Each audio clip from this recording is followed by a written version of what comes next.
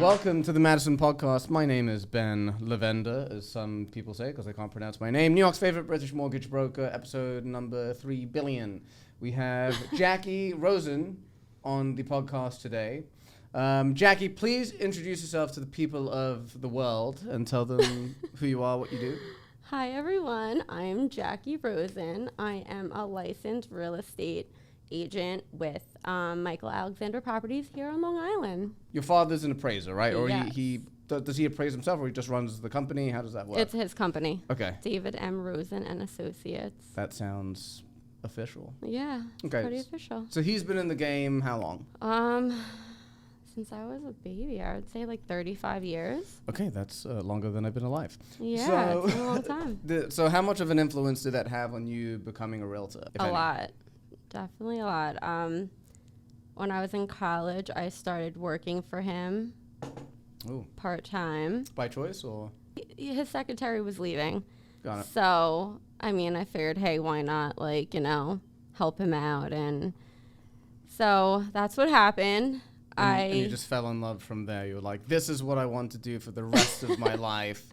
Showing people homes, selling people's homes. It's just too much fun. I think dealing with a lot of agents on the phone, I was like, oh my goodness, I could do this because half of them are horrible. They really are. That's actually very generous of you to say that half of them are horrible. I would estimate that 90% are awful. And that's not to pick on agents, loan officers. Yeah, no, I'm not sitting here trying to bash agents, but I just felt like... Well, there's a reason why, lack of training, knowledge, experience, lack of mentorship in the business. I'm not saying it's their fault, right? Then you have the 10 to 20% that are actual horrible people with crazy egos and all that. I'm not talking about them. Yeah. Right, but that's definitely another part to it. So, yeah, but this is actually a great platform for you to talk some smack. I love it. I kind of save all my anger thoughts, when I get road rage and then it somehow turns into business rage about annoying people in the business. I save it for the podcast. And this way I can talk a lot of smack. We don't mention names. Yeah, of course. We do code names, but do you have what is your worst agent to agent experience? Oh. Oof. Mention a name. No, it was actually one of my first listings, and we did a home inspection, and we had a higher offer come in, and we ended up going with the higher offer, and the agent was harassing me. The buyer's agent. Yes. On the first buyer or the second? The first buyer harassing me to have my seller pay back the cost of the home inspection. And literally, it was going on for 2 weeks. Crazy. How are they harassing you? Texting me every day, it's not moral, you need to have your seller pay back. It's not how this works. Unfortunately, it's the name of the game in our business. It's unfortunate, but it happens a lot. So that was probably my worst experience with a real estate agent. That's really not that bad. No, it's not. Yeah, I'll give you a fun one I had. I had a realtor get mad at me because I told, a listing agent called me to verify a pre-approval, and I told them how well qualified the buyers are. And the buyer's agent was upset at me for selling the listing agent the deal, right, which was really funny. It turned out that this guy was an actual, deranged lunatic. There was some other communication thing, I told him something an appraisal came in at 1, and I told him the result of the appraisal at 1:30 instead of 1, and he freaked out. And then it turns out he had a very bad relationship with his family, and it somehow got into his business, and his son started a strange son that he abandoned started sending me messages about his dad, saying his dad ignored him his whole life and his dad's a bum and this and that, and I'm just this has nothing to do with me. I'm the agent that I'm referring to, I did maybe 2 deals with him, right? Because I took him away, but he started cursing me out. You're this, that, I will never do business with you again. I'm just you're a deranged lunatic. But then when I figured out, I saw the whole dynamic with the son. I mean, I don't know what's true or false, but the fact that his son is going around, I think we were Facebook friends, and his son probably like sent these messages to everyone that he was friends with on Facebook. Is my imagination, or is what I imagine rather. So that was a crazy one. I'm trying to think what else. Oh, there's a ton. There's like a new one every week. You have a ton of stories. Yeah, I got into, oh, snap. Oh, this is a fun one because this is actually a broker that a lot of people know. I won't mention his name. But it was one of those deals where, the listing agent wants the lender to verify the buyer's pre-approvals, right? So the pre-approval. So they wanted all the documentation and all that stuff. And I can't just send documentation to another company without the buyer's obviously signing off on it. I can't send their information with their social security number on it to a random individual, even though it's not completely random. And then like the agent gets on the phone with me, the broker gets on the phone with me, and they're just like, just send it. Like we're going to lose the deal. I'm like, I can't do that to a client. I'm trying to get them to give me permission. And this is what like triggered him. I specifically said, I'm not a criminal. I don't just send people's documentation to other people. And he went absolutely insane. He's just like, I'm not a criminal. How dare you suggest this? I was like, I didn't say you're not a criminal or you are a criminal. I just said, I'm not. And then the way because it was a three-way with me, the broker, and the agent. And I just said to the broker, hey, man, like when you're able to, talk in a not even sophisticated, you could just conduct yourself like a professional or a gentleman, call me back. And like in the middle of him screaming, I just hung up. He called me back half an hour later and he was like, sorry about that. But still, like people are really crazy in this business. So your one with that agent isn't that bad. It's not that bad. I mean, I feel like every agent is so nice until contracts are signed and then you just see a different side of them. Like one agent, contracts were already signed and I didn't answer my phone. Like I literally was driving, dropped my phone and couldn't answer it. And she must have called me not one time, not two times, 3 times. And then I got like 10 text messages from her flipping out. And I'm just like, I called her back and I'm like, what makes you think I'm going to answer? If, like I didn't answer the first, second or third time, like I'm going to call you back. And it was just something so stupid. And she made it seem like it was like, I was going to say, what's the reason? I honestly don't even remember, but I know it was something, it was just dumb. And she made it seem like it was the end of the world. So I talk about this on the podcast all the time, is that it's a characteristic that I see in lower producing professionals in the business is like they freak out about small things because they don't have anything else to do. So they just go crazy with the 2 deals a year that they have. Honestly, and try she and was like a pretty busy agent. Oh, really? I was very surprised. Oh, I'm shocked. Yeah. I'm absolutely shocked. Because how can you run a business that way?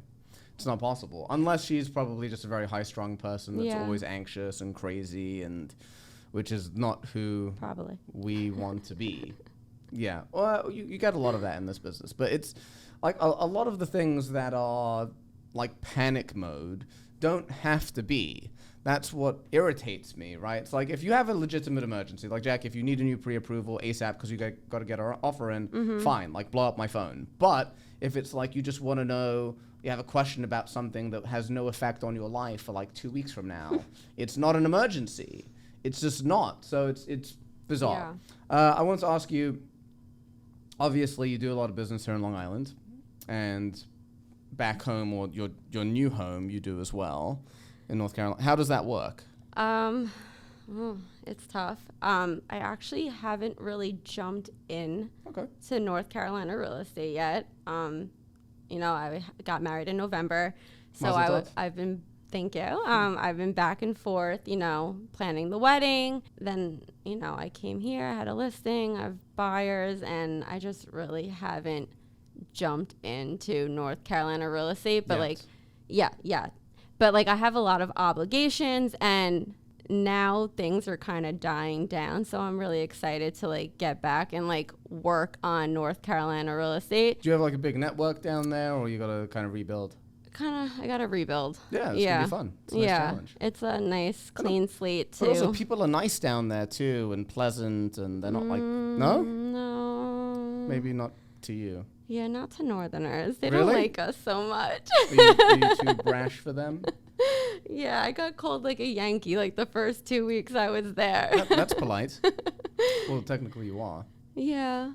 I mean, I was kind of a little butthurt at first. I was like, but I got over it real quick. But yeah. Really? Yeah, they're like passive aggressive down there. Ah.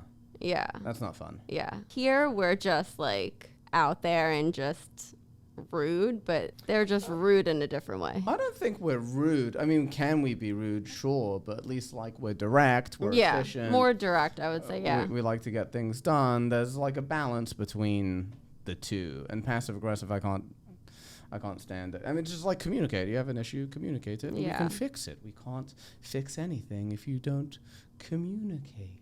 Yeah, it's not possible. Okay, so to the summer market. How do you feel that the market has changed over the past year, if at all? Now that we are in, the middle to the end of June? Are we? Yeah. Yeah. The inventory, I mean, obviously it's been worse for the past, like, few years, but obviously it's just gotten a lot worse. Yeah.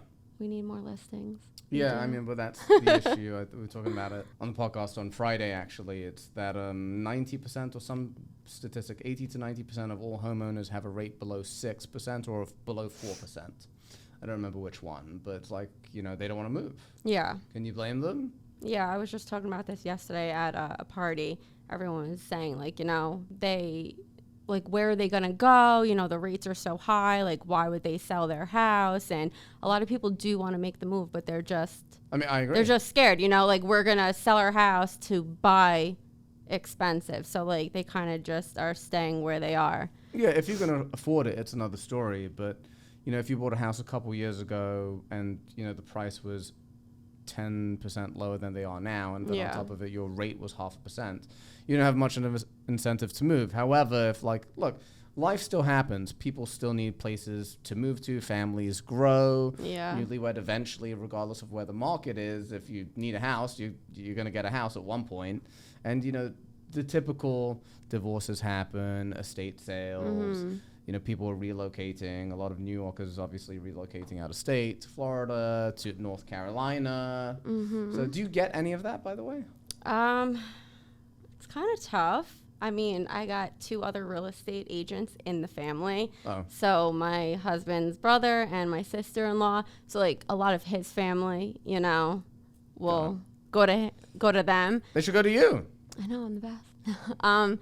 But a lot of my family want to go down to South Carolina. So, I mean, hopefully I get the referral fees on those. But so I literally don't know the difference. Like, why would someone go to South versus North? I don't know. It beats me. I don't know. You haven't been to either? I mean, I've been to South Carolina. Yeah. I mean, I feel like it's a little bit more tropical. You got, like, there's more palm trees, and a lot of people from North Carolina are moving to South Carolina. Okay, so maybe you're in the wrong place. Yeah, I guess. I don't know. Maybe eventually I'll move to South Carolina. Yeah. But my parents do want to go to South Carolina. Okay, so. You can sell the house. Yeah.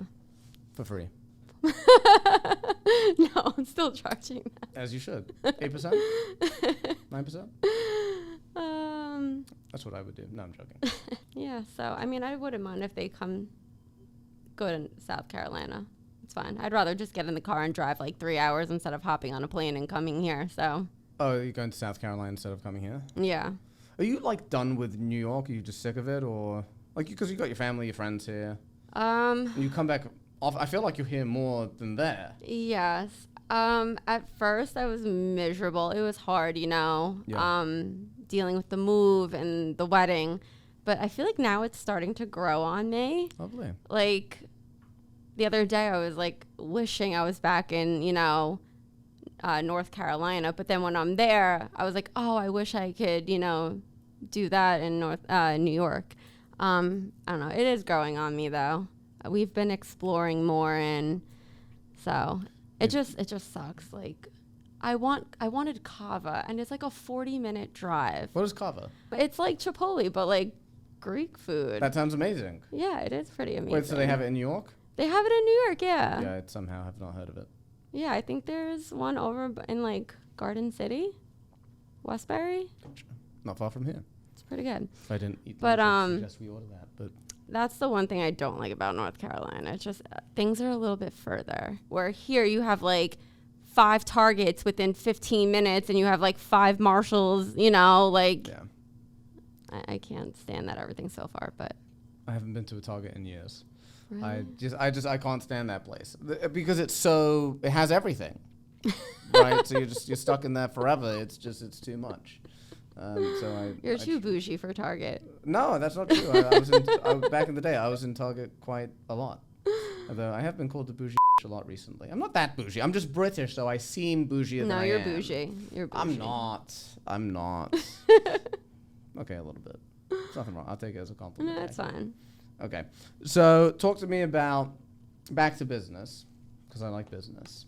What are you seeing, like, attitude-wise that has changed with sellers and buyers from, let's say, like, before COVID up to now? How has their mentality shifted, if at all? I feel like I really haven't noticed a difference. That's good. You're lucky. You're very, very lucky.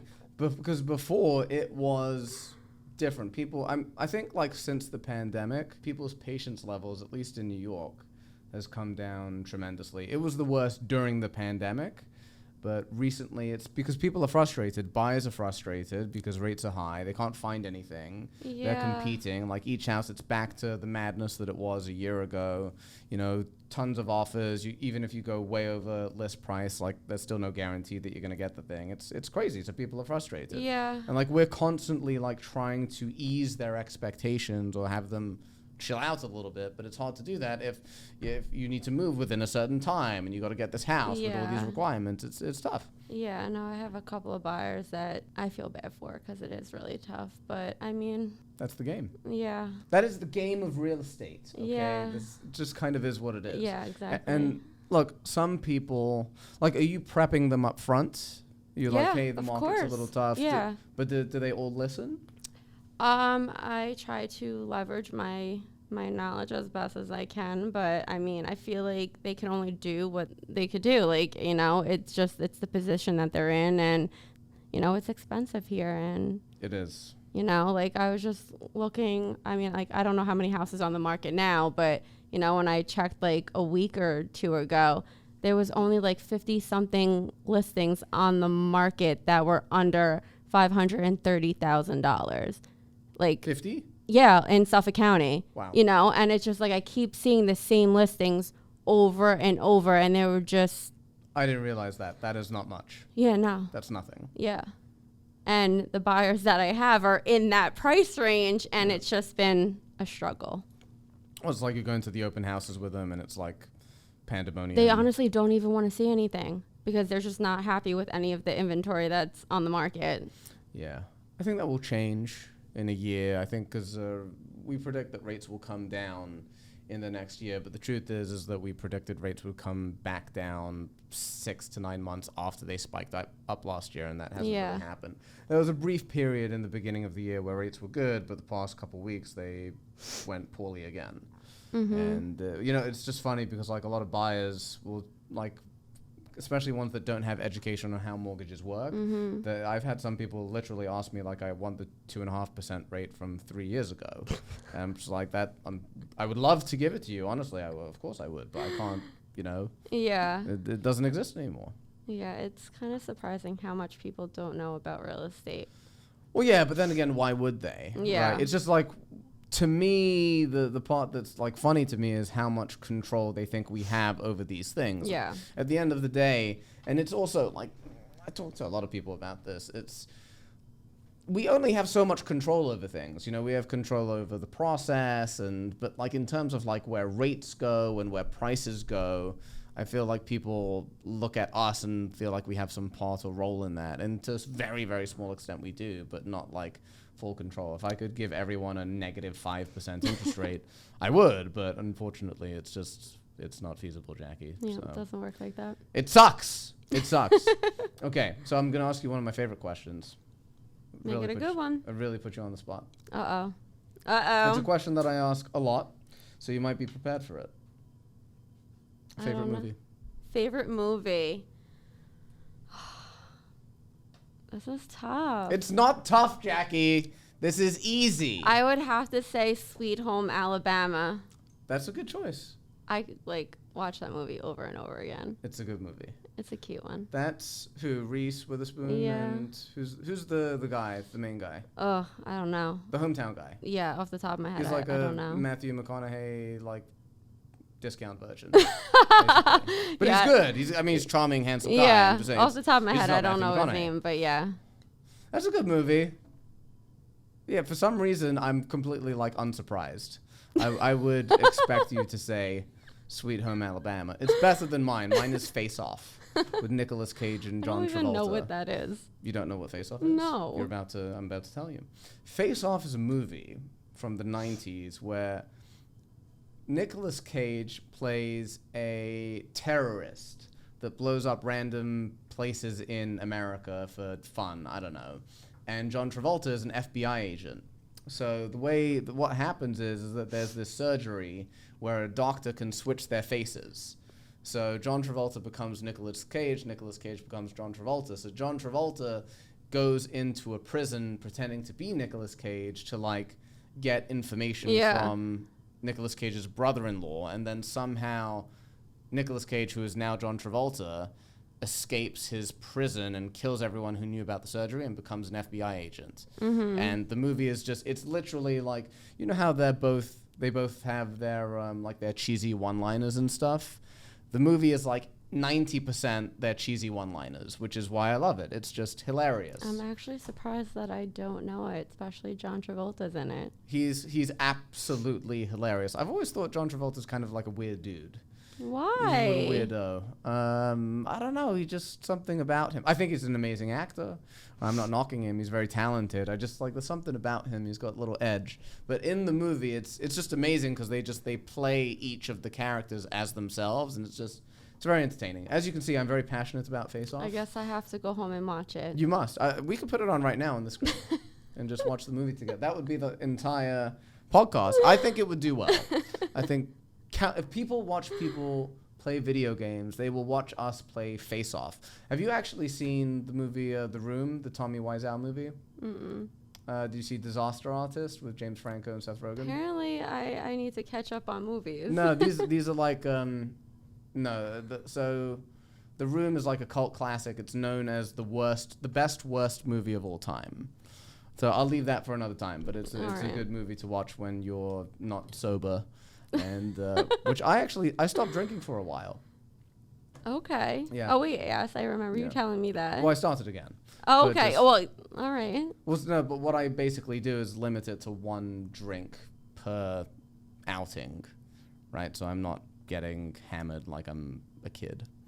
Not that I was, but still. All right. 2-3 drinks keeps it. It's good to be healthier. Yeah. Right. Want to spend more time outdoors and relax. And I'm not living in North Carolina, where I'm sure there's tons of hiking and fun stuff to do. Yeah. But I'm trying to get into more of that. Are you a big hiker? I like going on walks and stuff like that, but hiking not so much. Walking is hiking, though. No. I almost died on a hike. No. Really? I have PTSD, yeah. Okay, so this is a story we need to hear about. Oh no. Yep.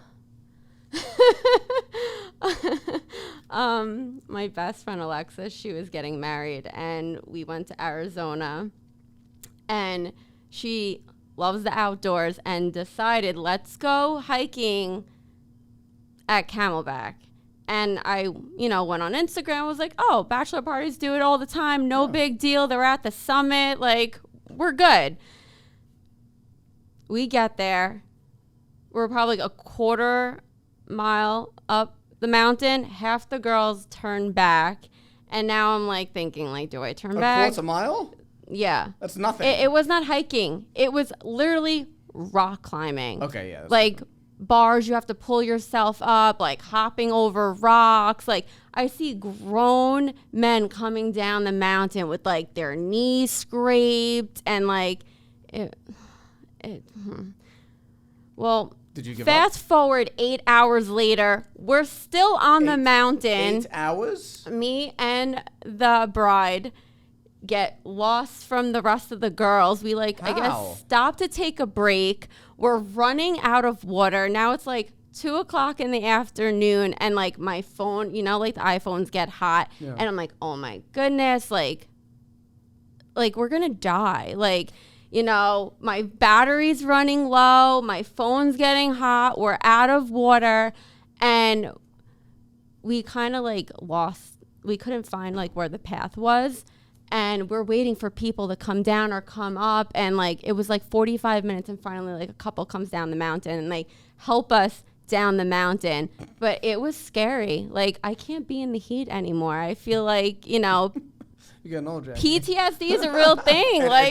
I'm not knocking. It definitely is. That's absolutely hilarious. Wait, Yeah. how many girls on the trip?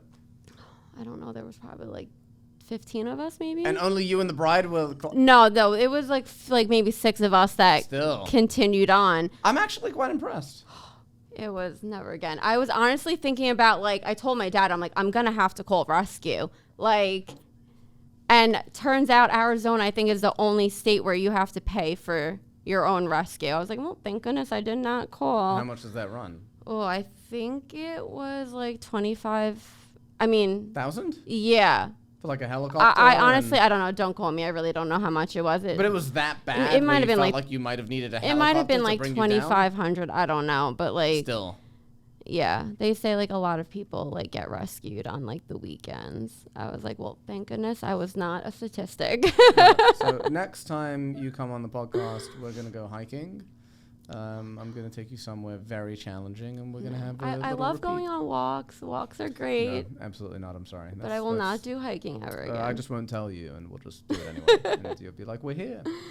We're here. Yeah. Okay, back to business, because we're out of time, actually. Okay. That's what happens when Tyler stands up. It means we're out of time. Okay, so this kind of puts you on the spot, but not really. It's like don't do this to me. It's like a soft way of putting you on the spot. Okay. When buyers and sellers work with you, what is it that they typically enjoy the most about working with you? Or why do you find that people do decide to work with you versus someone else? It's like I'm trustworthy, I'm honest, you know, like everyone just seems to love my personality. Yeah, you're okay. I mean, I'm here, aren't I? You are. So it's just like you're honest, direct. Yeah. I mean, look, during the entire time, like, and since I've known you, I've never heard you try to like sell aggressively or just that's you just, not me. And you said it like even before we started, you listen. You're a listener, and it's just you handle people's needs, and that's basically. I think a lot of people just like that I'm not pushy, you know, like I genuinely like care, you know, to help them. So there you have it. All right, the Madison podcast. Jackie Rosen, thank you for coming. We'll see you in a year. Thanks for having me. Thank you.